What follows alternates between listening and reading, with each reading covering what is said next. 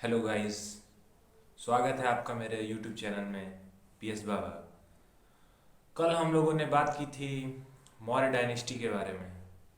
तो उसमें हम लोगों ने बहुत कुछ देखा था कि चंद्रगुप्त मौर्य ने इसकी स्थापना की। पूरे भारत पर उनका साम्राज्य था। लेकिन एक शख्स ऐसे हैं जिनके बारे में अगर बात न की जाए तो ये समझिए कि टॉपिक अधूरा रह जाएगा। वह है चाणक्य। चाणक्य के बारे में बहुत ही कहानी फेमस है कि एक बार नंदवंश के राजा ने उनकी भरे दरबार में बेइज्जती कर दी थी। उसके बाद से उन्होंने प्रण ले लिया था कि जब तक मैं इस नंदवंश का समूल नाश न कर दूं तब तक मैं इसे नहीं छोड़ूंगा। और चंद्रगुप्त मौर्य की सहायता से उन्होंने इसका नंदवंश की समाप्ति कर मौर्य वंश की स्थापना इन्होंने की।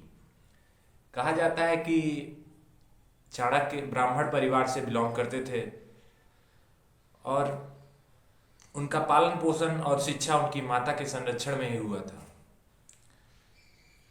चंद्रगुप्त मौर्य इनके बहुत ही करीबी लोगों में से एक थे।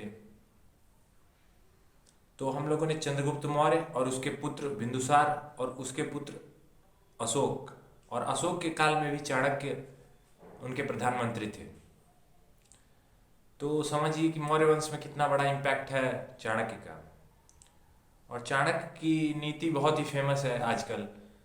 और चाणक्य की नीति ये कहती है कि हमें दूसरों की जो बुराई है उसको न देखते हुए उसके अच्छाइयों से सीख लेनी चाहिए, और उसके द्वारा किए गए कर्मों के से हमें क्या शिक्षा मिलती है उसको ग्रहण कर लेना चाहिए।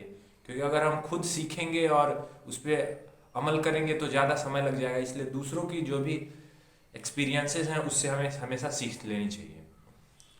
और अब हम लोग बात करेंगे सम्राट अशोक की। सम्राट अशोक की 273 ईसा पूर्व से लेकर 232 ईसा पूर्व तक इनका साम्राज्य रहा। अशोक के पिता का नाम बिंदुसार था और इनके दादाजी का नाम चंद्रगुप्त मौर्य। इसके बारे में हम लोगों ने बहुत कुछ देखा था। इनका वास्तविक राज्याभिषेक 269 ईसा पूर्व में हुआ। अशोक मुख्यतः उज्जैन के राज्यपाल थे। इनमें दो अनुश्रुतियां बहुत फेमस है, जैन अनुश्रुति और सिंहली अनुश्रुति। जैन अनुश्रुति के अनुसार अशोक ने बिंदुसार की इच्छा के विरुद्ध मगध के शासन पर अधिकार कर लिया। कहा जाता है कि बिंदुसार की इच्छा नहीं थी कि अभी अशोक राजा बनने लायक हैं, लेकिन उन्होंने बिंदुसार की इच्छा के खिलाफ राजभार संभाल लिया। यह जैन अनुश्रुति के अनुसार है। और सिंहली अनुश्रुति के अनुसार अशोक ने अपने 99 भाइयों की हत्या कर सिंहासन प्राप्त किया। अशोक का नाम बहुत ही फेमस हुआ। इन्हें सामान्यतः देवनामपीय दस्सी के नाम से जाना जाता था। पुराणों में उसे अशोक वर्धन तथा दीपवंश में इन्हें करमोली के नाम से जाना गया। इन्होंने सबसे एक महत्वपूर्ण लड़ाई जो लड़ी वो है कलिंग का युद्ध। अशोक ने अपने राज्याभिषेक के 8वें वर्ष लगभग 261 ईसा पूर्व, इनका राज्याभिषेक हुआ था 269 ईसा पूर्व में, और इन्होंने अपने राज्याभिषेक के लगभग 8 वर्ष के बाद 261 ईसा पूर्व में कलिंग का युद्ध लड़ा। कलिंग एक ऐसा क्षेत्र था उस पर उन्होंने आक्रमण किया और कलिंग की जो राजधानी तोसली थी उस पर अधिकार कर लिया। यह वर्तमान ओडिशा के दक्षिणी भाग में स्थित है। यह अभी उड़ीसा में स्थित है। अशोक के 13वें अभिलेख में कलिंग के युद्ध के बारे में विस्तृत जानकारी मिलती है। जो 13वां अभिलेख है उसमें इसके बारे में विस्तृत जानकारी मिलती है, और जो 14वां अभिलेख है इसमें इन्होंने कहा है कि धर्म के प्रति अपनी आस्था रखनी चाहिए, धार्मिक जीवन को बिताने के लिए प्रेरणा दिया गया है 14वें अभिलेख में। और 13वां अभिलेख है उसमें कलिंग युद्ध का पूरी तरह वर्णन किया गया है और पड़ोसी राज्यों का वर्णन किया गया है। अपराध करने वाले आर्थिक जातियों का उल्लेख है जो 13वें अभिलेख में शिलालेख में है।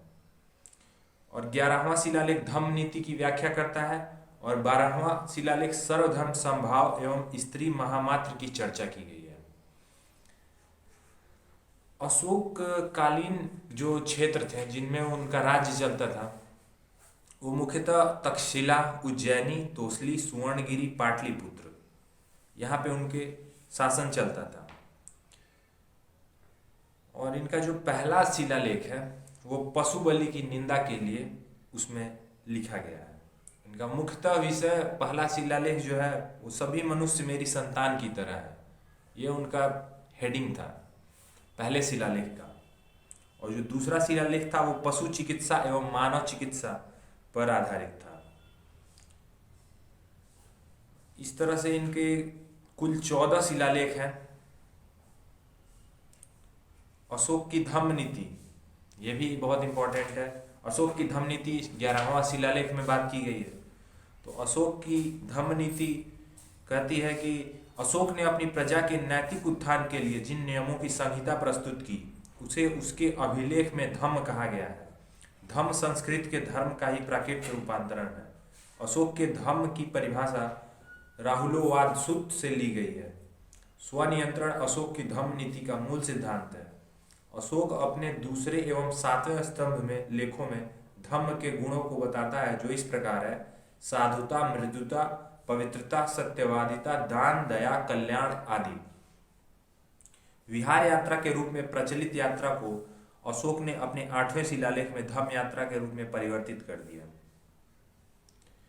अशोक का जो धार्मिक जीवन है उसके बारे में एक पुस्तक है, बहुत ही फेमस है, कल्हड़ द्वारा रचित राजतरंगिणी।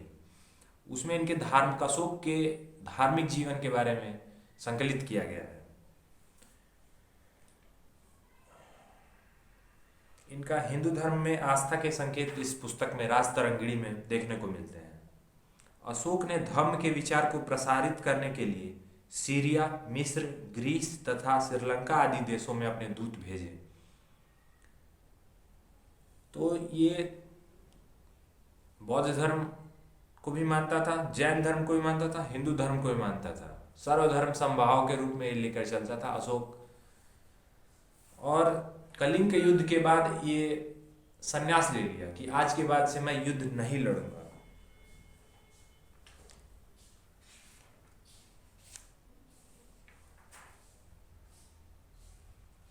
इसके बाद इसने अपनी सैन्य व्यवस्था में बहुत से काम किए, मौर्यकालीन प्रांत में बहुत से काम किए, न्याय व्यवस्था में काम किए, गुप्तचर व्यवस्था में काम किया, दास व्यवस्था में, और स्त्रियों की स्थिति को सुधारने के लिए बहुत सारे काम किए।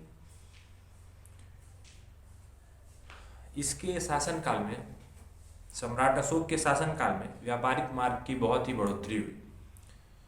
4 मार्ग मुख्यतः इनके प्रसिद्ध हैं जो कि व्यापार के लिए प्रसिद्ध थे। उत्तर पश्चिम पुरुषपुर से पाटलिपुत्र, दूसरा मार्ग पश्चिम से पाटल से पूर्व से कौशाम्बी के समीप उत्तरापथ मार्ग में मिलता था। तीसरा मार्ग दक्षिण में प्रतिष्ठान से उत्तर में श्रावस्ती तक जाने वाला मार्ग। चौथा मार्ग, यह मार्ग भृगु कक्ष से मथुरा तक जाता था, जिसके मार्ग में उज्जैनी पड़ता था। मौर्यकालीन स्थापत्य की प्रमुख विशेषताएं कुछ इस प्रकार थीं। निर्माण कार्य में पत्थरों का इस्तेमाल किया जाता था, लौह अयस्कों का सधा हुआ प्रयोग, चमकदार पॉलिश का प्रयोग, भवन निर्माण में लकड़ी का विशेष प्रयोग आदि। अब हम मौर्य साम्राज्य जब इतना प्रसिद्ध था, इतना अच्छा चल रहा था, तो इसके पतन के क्या मुख्य बिंदु हैं, उन पे आइए चर्चा करें। तो मौर्य साम्राज्य के पतन के जो मुख्य कारण है वो है केंद्रीकृत प्रशासन पर टिका होना। इसका पूरा एक सेंटर था, वहीं ये पूरी तरह केंद्रीकृत प्रशासन पर टिका हुआ था, जिसका सबसे मजबूत आधार था सुयोग्य एवं दूरदर्शी सम्राट। 232 ईसा पूर्व में अशोक की मृत्यु के बाद मौर्य साम्राज्य कमजोर होने लगा और अंततः लगभग 185 ईसा पूर्व में अंतिम मौर्य सम्राट बृहद्रथ की हत्या हो गई। बृहद्रथ की हत्या उसके सेनापति पुष्यमित्र शुंग ने ही की। पुष्यमित्र शुंग उसके सेनापति था। बृहद्रथ की मृत्यु के साथ ही मौर्य साम्राज्य का पतन होना आरंभ हो गया। हालांकि मौर्य साम्राज्य जैसे विस्तृत साम्राज्य के पतन के लिए किसी एक कारण का होना पर्याप्त नहीं है। स्पष्ट साक्ष्यों के अभाव में विद्वानों ने अलग अलग कारण प्रस्तुत किए हैं। अब उनके कुछ प्रमुख कारण है, जो कुछ बिंदु आप नोट करना चाहें तो नोट कर सकते हैं। अयोग्य, निर्बल एवं अदूरदर्शी उत्तराधिकारी, प्रशासन तथा प्रशासन का अत्यधिक केंद्रीकरण, राष्ट्रीय चेतना का अभाव, आर्थिक एवं सांस्कृतिक असमानताएं, प्रांतीय शासकों के अत्याचार, करों की अधिकता। अब ये चूंकि केंद्रीकृत प्रशासन पर टिका हुआ था तो ये तो एक जगह अपनी राजधानी में बैठे हुए थे, लेकिन जो आसपास के जो प्रांत थे, वहाँ के जो प्रांतीय शासक थे वो बहुत ही अत्याचारी हो चुके थे, जिससे वहाँ की आम जनता बहुत ही परेशान हो चुकी थी उसके शासन से। और अंततः जो अंतिम शासक था बृहद्रथ, उसकी हत्या पुष्यमित्र, उसके सेनापति पुष्यमित्र शुंग द्वारा कर दी गई। इसके साथ ही मौर्य साम्राज्य का पतन हो गया। अब इसके आगे हम नेक्स्ट लेक्चर में देखेंगे। जय हिंद।